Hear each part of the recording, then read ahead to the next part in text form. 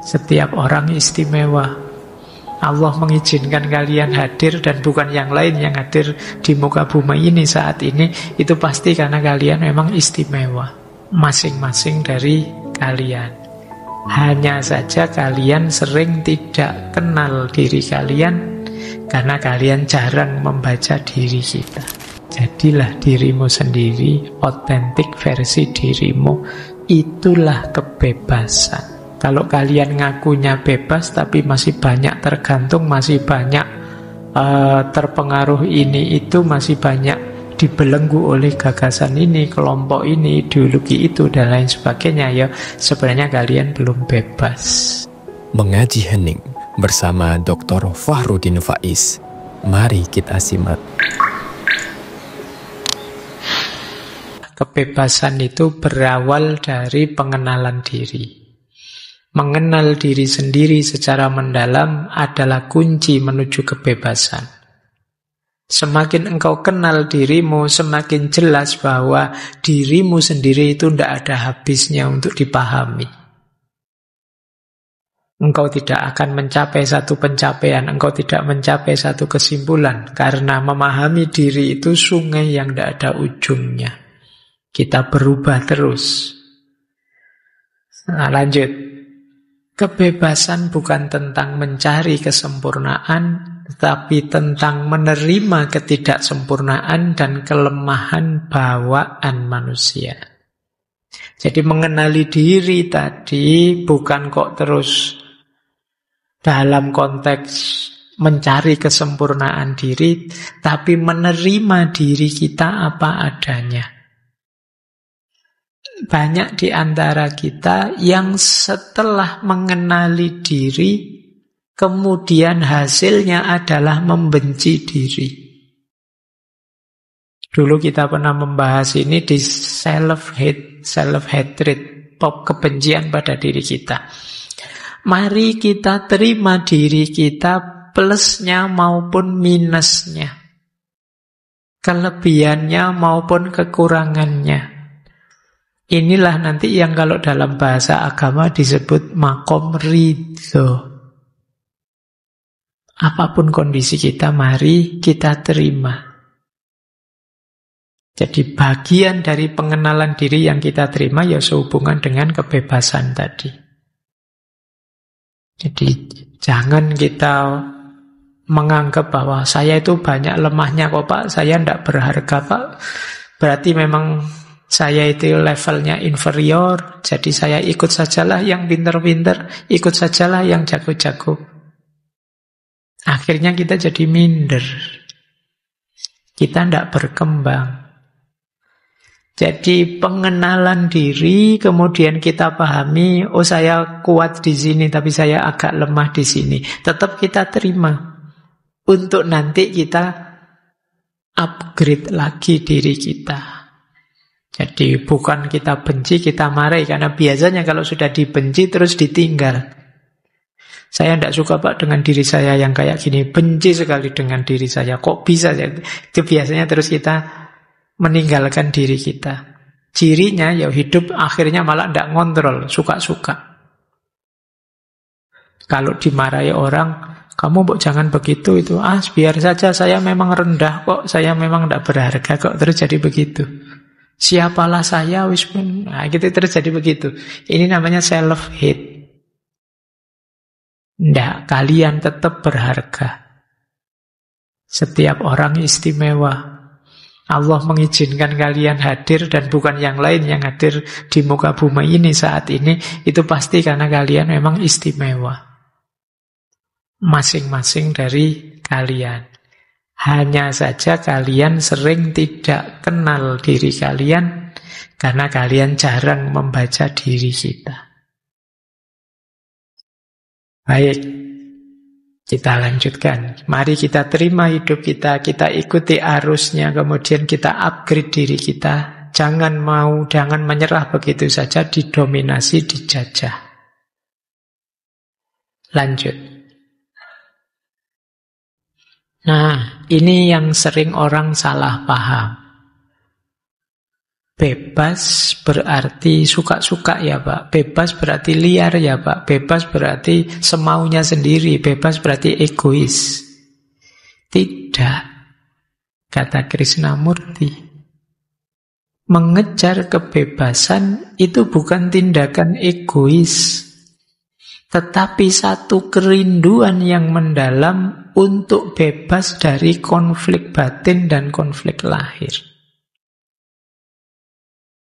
Saya lanjutkan. Menjadi bebas berarti melampaui batasan ego dan menyentuh luasnya eksistensi. Menjadi bebas, untuk benar-benar bebas, seseorang harus melampaui batas-batas dirinya yang terbatas dan merangkul seluruh umat manusia. Menjadi bebas berarti melepaskan semua keterikatan dan identitas dan hidup sepenuhnya di masa kini. Jadi justru kebebasan itu bukan melakukan tindakan sewenang-wenang, suka-suka atau egois, tapi bebas itu melampaui ego kita. Kalau kita masih terpenjara oleh ego kita, ya sebenarnya ya kita masih belum bebas. Tadi kan ada di awal tadi ya, kita sering dipenjara oleh ego dan identitas kita. Bayangan ideal kita tentang diri kita, yang itu membelenggu kita. Terus jadi tidak berkembang hidup kita karena terpenjara ego. Justru kebebasan itu, orang bebas sejati melampaui ego. Orang menganggap saya tipenya begini, tapi sebenarnya saya tidak hanya begitu sih. Cobalah saya lakukan yang tidak sekedar itu. Nah, ini namanya kita bisa melampaui ego. Jadi ada orang yang terlalu kuat memegangi identitas dirinya, sifat pokoknya saya harus begini, saya harus begitu, tidak melihat situasi, akhirnya menyulitkan dirinya sendiri. Itulah ego. Yang tadi sudah saya contohkan, kita ingin dikenal sebagai orang yang begini, orang yang begitu.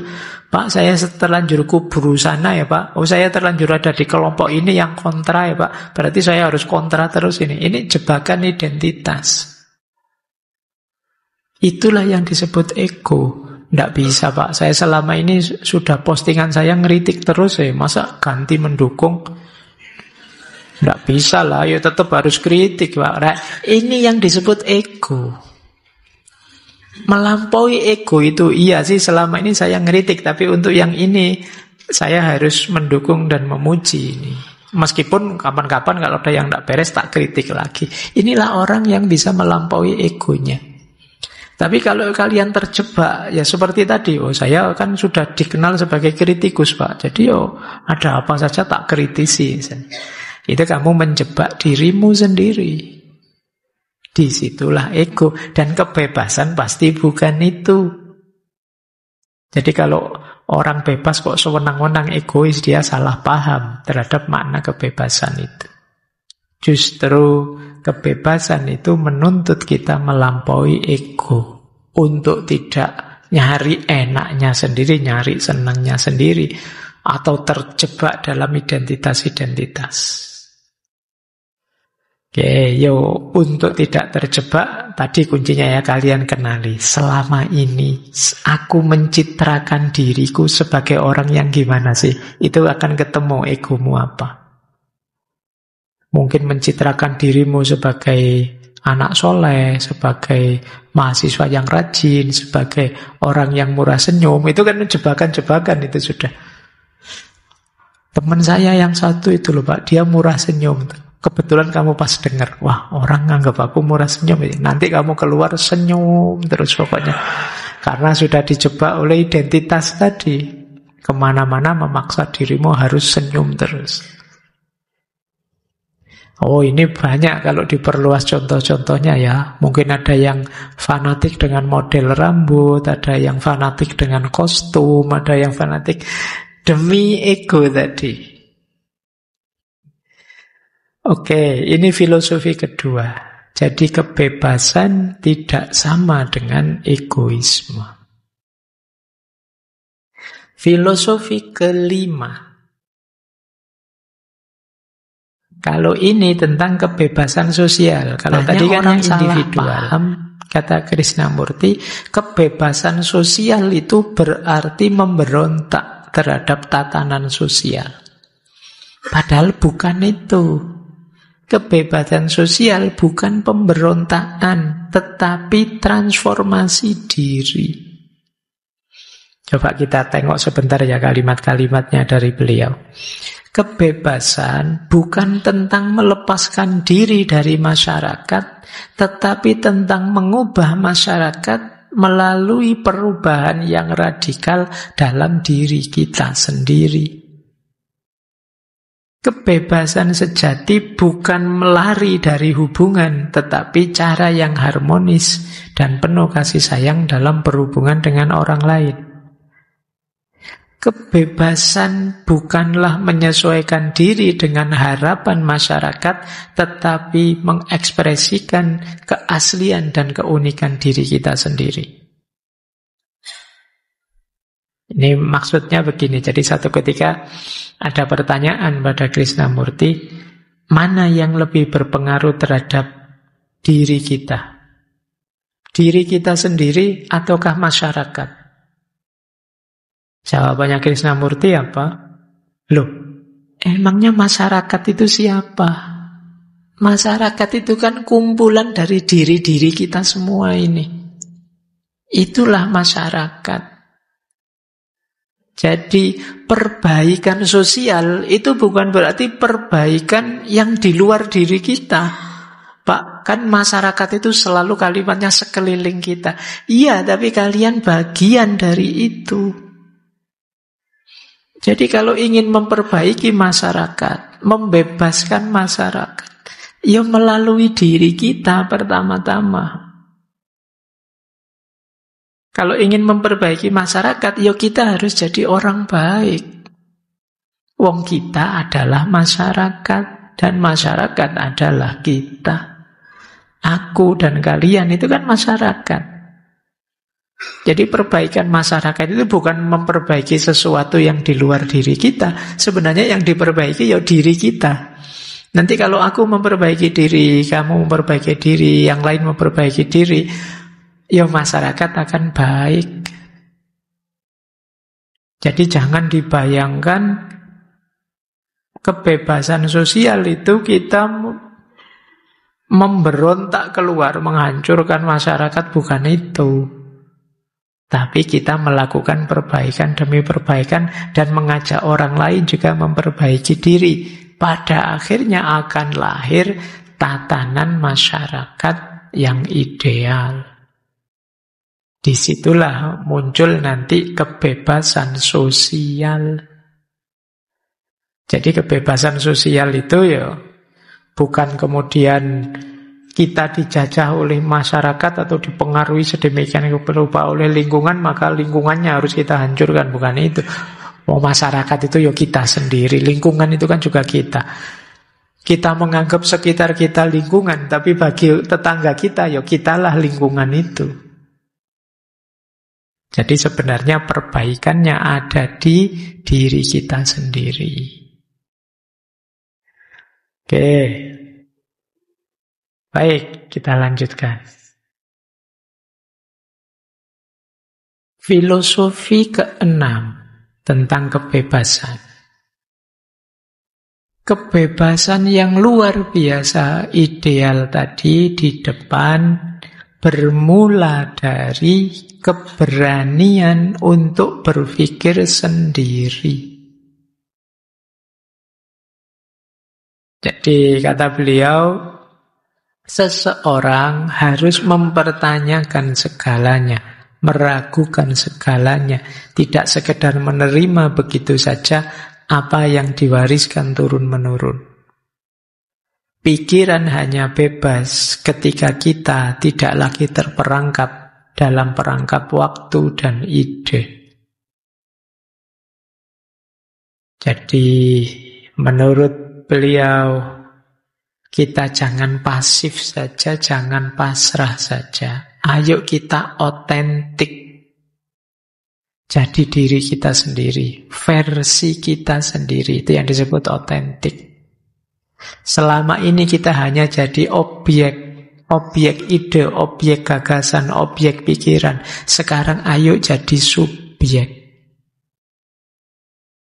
Bukan berarti tidak peduli pikirannya orang lain, tidak belajar gagasannya orang lain. Seperti saya bilang tadi, pikiran gagasan dari orang lain itu bahan kita untuk refleksi, untuk merenung.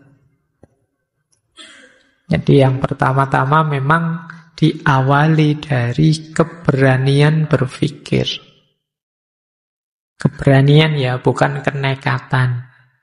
Dua hal yang berbeda. Berani itu berarti kamu bisa mengukur kapasitas kemampuanmu. Jadi kan kalau dalam ilmu akhlak itu levelnya antara minder, berani, dan nekat. Nah, yang ideal itu yang berani. Kalau minder itu memang tidak percaya diri, tidak punya kapasitas. Kalau nekat itu tidak bisa mengukur diri. Nah, maka berani. Untuk hal-hal yang memang terjangkau mampu kita pikirkan, ayo berpikir sendiri, apalagi tentang hidup kita. Jadi masa hidup-hidup kita juga punya pikiran, kita mewakilkan orang lain untuk berpikir. Sudahlah Pak, kalau untuk mikir-mikir itu berat, biar diwakili orang-orang saja. Masa kita begitu? Wong kita makhluk yang unik, yang oleh Allah dianugerahi versi keistimewaan kita sendiri. Jadi beranilah berpikir. Sebenarnya ini di hampir semua bidang intelektual kan kita diminta ini, berpikir sendiri. Kalau hanya mengulang kita tidak disebut otentik. Kalau tulisan mengulang disebut plagiat. Kalau plagiat tidak ada nilainya. Jadilah dirimu sendiri, otentik versi dirimu. Itulah kebebasan. Kalau kalian ngakunya bebas tapi masih banyak tergantung, masih banyak terpengaruh ini itu, masih banyak dibelenggu oleh gagasan ini, kelompok ini, ideologi itu, dan lain sebagainya, ya sebenarnya kalian belum bebas. Bahkan kelompok pembebasan sekalipun kalau itu membelenggu, ya namanya sudah jadi belenggu, bukan pembebasan. Itulah mengapa nanti Krishnamurti itu keluar dari teosofi. Jadi keluar dari circle teosofi. Kenapa? Ini karena kalau sudah jadi lembaga, jadi formal, ya pada akhirnya akan membelenggu. Sementara beliau tidak mau dengan model belenggu semacam itu, karena akan mengikat. Kalau sudah mengikat, menghalangi kebebasan. Makanya beliau lebih suka ceramah saja kemana-mana lintas benua untuk mengajarkan materi-materi semacam ini. Tidak mau diikat oleh lembaga apapun, ide gagasan siapapun. Baik, kita lanjutkan. Masih kuatkah? Ketoknya kok abot malam hari ini ya. Tidak apa-apa wis. Nanti kalau tidak kuat angkat tangan. Kita lanjutkan, tinggal sedikit lagi, tenang saja. Segera saya tuntaskan, penderitaanmu berakhir. Nanti daripada kau, Pak ini sudah belenggu, tersiksa lagi itu ya. Yuk, kita lanjutkan filosofi ketujuh. Kebebasan yang sejati datang ketika pikiran kita terbebas dari semua kekhawatiran. Kalau ini parameter, ukuran. Mungkin teman-teman ada yang tanya, Pak, ukurannya apa? Saya terbelenggu atau tidak? Ketika kita bebas dari takut dan kekhawatiran. Bahkan tadi sekedar berpikir pun, kalau kita takut, kan banyak orang berpikir sih, tapi takut. Takut keliru, takut salah, takut dangkal, dan lain sebagainya. Itu menunjukkan kita belum bebas. Jadi kebebasan yang sejati, ya kita sudah tidak takut apa-apa. Kata Krishnamurti, pikiran kita itu biasanya cenderung lebih mencari kenyamanan. Sehingga sering mengeluarkan warning-warning yang menakutkan untuk biar kita tidak kehilangan kenyamanan. Pikiran kita kadang tricky, kadang mendistorsi ini, mendistorsi itu biar nyaman. Kadang-kadang untuk hal-hal yang jelas keliru, sekalipun pikiran kita tidak apa-apa keliru, biasa saja. Sebenarnya itu tidak keliru kok, cuma meleset sedikit. Itu pikiran sering begitu. Dalam rangka apa? Biar kita nyaman. Jadi akhirnya apa? Kita tidak bebas. Yang ketiga, kalau ini ya, cirinya apa orang takut itu? Di antara cirinya adalah orang yang menegaskan keyakinan yang terus-menerus. Orang yang sudah mantap, sudah yakin, itu dia tidak perlu ditegas-tegaskan lagi apa yang dia yakini, apa yang dia ketahui. Tapi kok terus mencari pembenaran, kemungkinan dia takut. Pikirannya salah. Biasanya dua yang dilakukan orang yang di level ini. Dia berusaha terus-menerus menunjukkan dirinya benar, atau berusaha terus-menerus menunjukkan yang berbeda dengan dirinya salah. Ini ciri orang yang belum yakin dengan kebenarannya. Orang yang sudah yakin, terserah kamu mau apa saja, terserah ada pengaruh apa saja, saya mantap yakin ini benar. Dan saya tidak takut apa-apa lagi. Nah, ini orang benar. Tapi kalau masih butuh argumen lebih panjang, masih butuh bukti lebih luas, masih butuh, ya berarti kemungkinan kita belum terlalu yakin. Makanya kadang-kadang saya kalau ada diskusi, pertanyaannya ngejar terus. Apa sih Pak bukti adanya Tuhan? Kalau jengkel tak jawab, saya sudah tidak perlu bukti lagi. Saya sudah mantep kok. Kalau sudah mantep kan tidak perlu bukti. Nanti yang tanya, tapi saya Pak yang butuh, ya masalahmu. Ya, salahmu dewe tidak mantep kan gitu ya. Itu kalau sudah capek, pertanyaannya gitu terus. Jadi karena memang orang yang sudah mantap, dia tidak perlu banyak bukti lagi. Ada apapun, tidak. Kadang-kadang kalau sudah tidak bisa lagi memperkuat bukti kebenarannya, dia akan mencari bukti bahwa yang lain salah. Nah, lihatlah itu salahnya yang sana, nah itu jeleknya sana, itu untuk menegaskan bahwa aku yang benar, aku yang baik. Ini sebenarnya menunjukkan belum yakin, belum mantap. Kalau sudah yakin, sudah mantap, tidak perlu yang begitu-begitu. Saya sudah yakin, saya sudah mantap.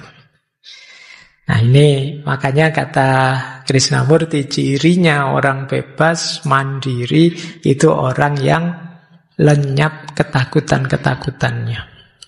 Tidak khawatir tersaingi, tidak khawatir meleset, tidak khawatir khilaf, dan lain sebagainya. Saya sudah yakin dengan pikiran saya dan saya berani berpikir sendiri. Lanjut. Nah, ini yang hubungannya kebebasan dan cinta. Kalau ada kata-kata cinta, kalian melek mesti. Sebagaimana banyak para spiritual yang lain, cinta tentu saja jadi konsep sentralnya. Jadi selain fitrah kebebasan, manusia juga punya fitrah cinta. Dan kebebasan dan cinta itu berjalan beriringan. Dua-duanya sudah ada, kualitas idealnya ada dalam diri kita. Kata Krishnamurti, cinta itu bukan reaksi. Reaksi timbal balik maksudnya. Ini sering saya kutip. Jika aku mencintaimu karena engkau mencintaiku, sebenarnya ini hanya dagang saja. Sesuatu yang bisa dibeli di pasar bukanlah cinta. Mencintai bukan meminta imbalan apapun, bahkan tidak merasa bahwa engkau memberi sesuatu. Dan hanya cinta seperti itulah yang bisa mengenal kebebasan. Jadi di banyak sesi cinta kan dulu saya jelaskan bahwa di antara dayanya cinta adalah membebaskan. Khususnya membebaskan diri kita dari ego. Cirinya apa? Kita tidak lagi memikirkan terlalu dalam kepentingan, kesenangan, kebutuhan kita. Tapi fokusnya bergeser pada yang kita cintai. Ini yang disebut cinta membebaskan kita dari belenggu ego. Kalau masih ada pamrihnya, kata Krishnamurti, bahkan seperti orang ke pasar.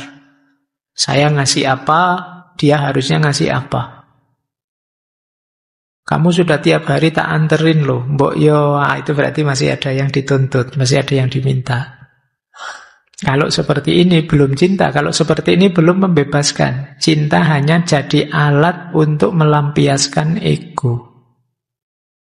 Harusnya cinta membebaskan manusia dari egonya. Dia tidak mikir aku lagi, sudah yang dipikir yang dicintai saja sudah.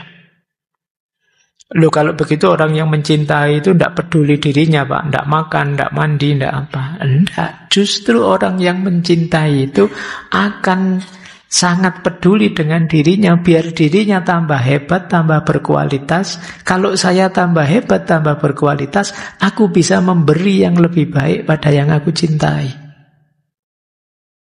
Jadi aku membuat diriku naik kelas setinggi-tingginya, tapi tidak untuk diriku, biar aku bisa memberi kontribusi yang lebih besar untuk yang aku cintai.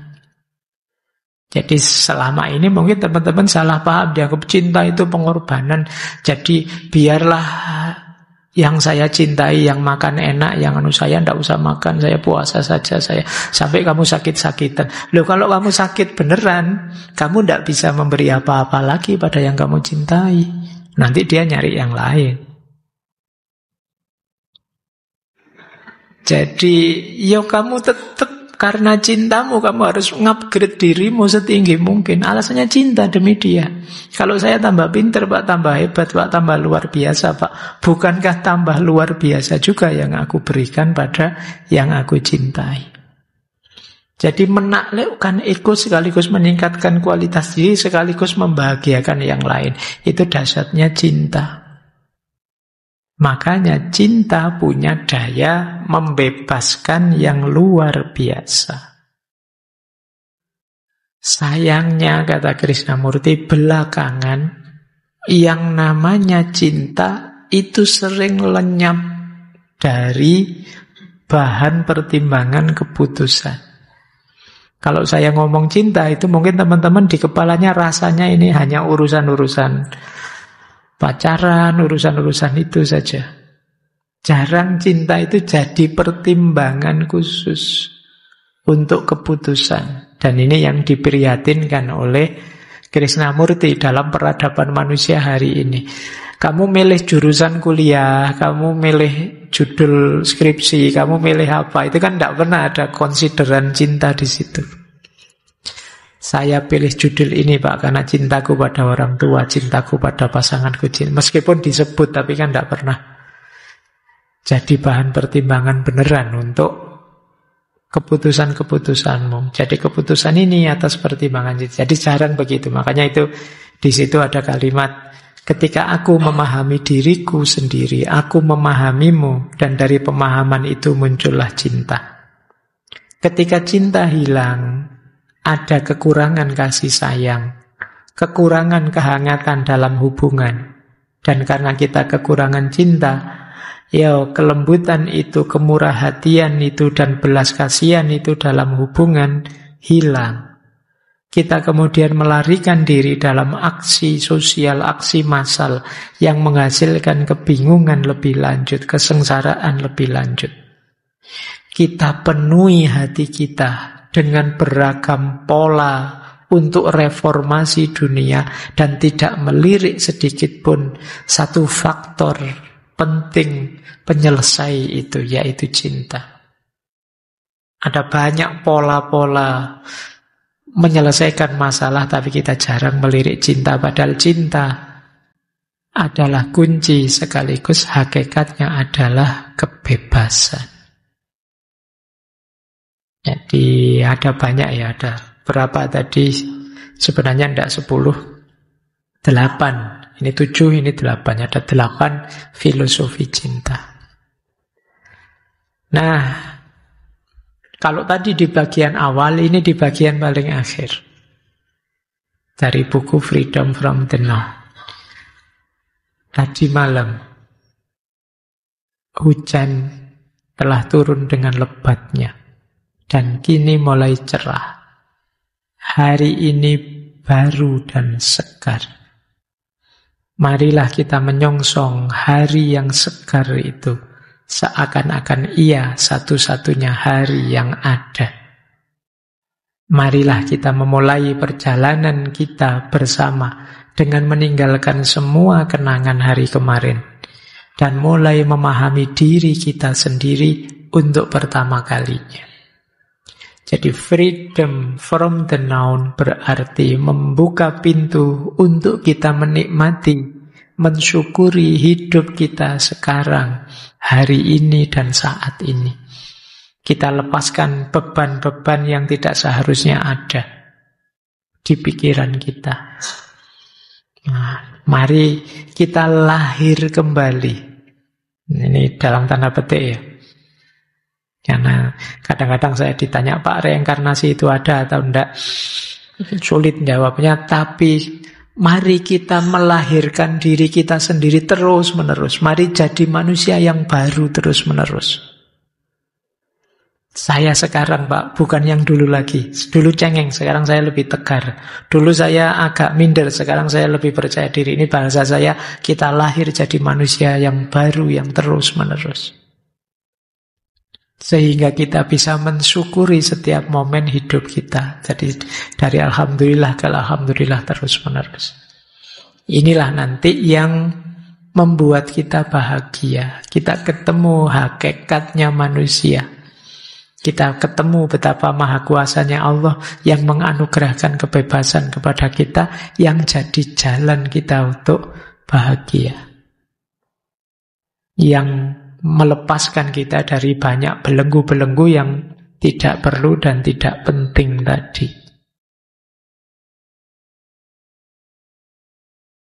Terakhir kata beliau, ada kalimat menarik. Do you know what my secret is? Kamu tahu enggak rahasiaku? Kata beliau, I don't mind what happened.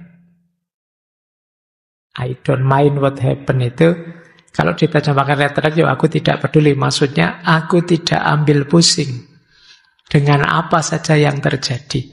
Wajar saja kok dunia ini ada naik, ada turun, ada sukses, ada gagal. Ada yang mengecewakan, ada yang menggembirakan. Mari kita nikmati semuanya. Jadi tidak mungkin hidup ini isinya enak terus. Tidak mungkin hidup ini isinya susah terus juga. Akan selalu ada sudut-sudut yang menggembirakan dan ada juga sisi-sisi yang menyedihkan. Ngaji ini ya ndak enak semua. Ada ngantuknya, ada pahamnya, ada ndak pahamnya, ada senengnya, ada ndak senengnya, ada capeknya, ada juga gembiranya, akan selalu ada. Kalau kita main, kalau ini kan don't mind. Kalau kita sangat ngotot untuk mengubahnya jadi begini atau jadi begitu, kadang-kadang malah menyusahkan kita. Maka rahasianya adalah I don't mind what happened. Bukan aku tidak peduli, tapi aku siap menghadapi apapun yang terjadi, naik, turun, tinggi, rendah. Semuanya aku nikmati versi diriku saat ini, hari ini, seperti ini. Seperti kata-kata dari Ki Ageng Surya Mentaram tadi yang sedikit saya singgung, saiki ning kene ngene aku gelem. sekarang di sini seperti ini aku mau. Sekarang di masjid ini ngaji seperti ini, meskipun capek, ngantuk, ndak paham, tetap aku mau. Nah, kalian menghadapi apapun boleh pakai kalimat ini biar lebih mudah bahagia.